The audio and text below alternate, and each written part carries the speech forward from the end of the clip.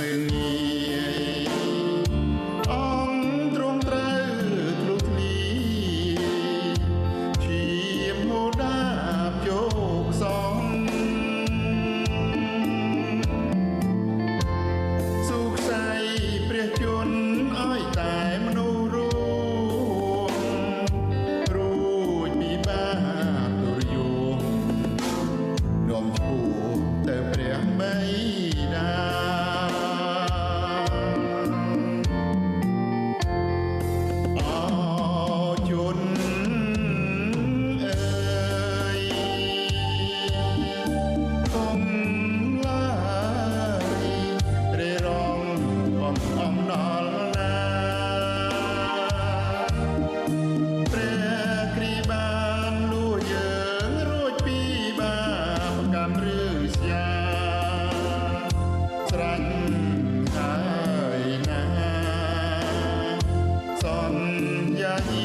មកទី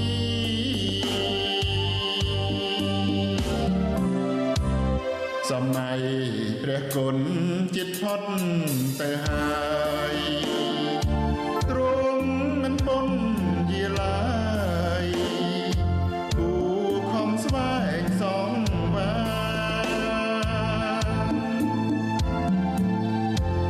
ជឿព្រះសង្គ្រោះប្រទានជីវិតមកដល់សុភាពិតស្ថិតក្នុងអង្គព្រះយេស៊ូ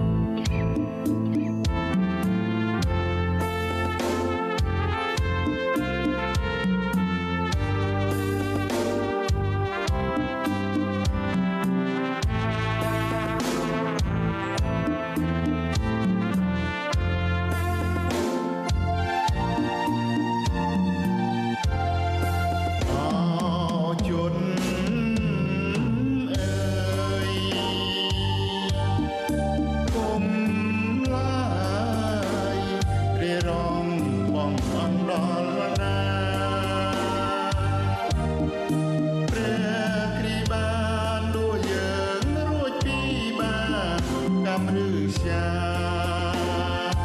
ត្រាច់ហើយណាសន្យាយាងមកទី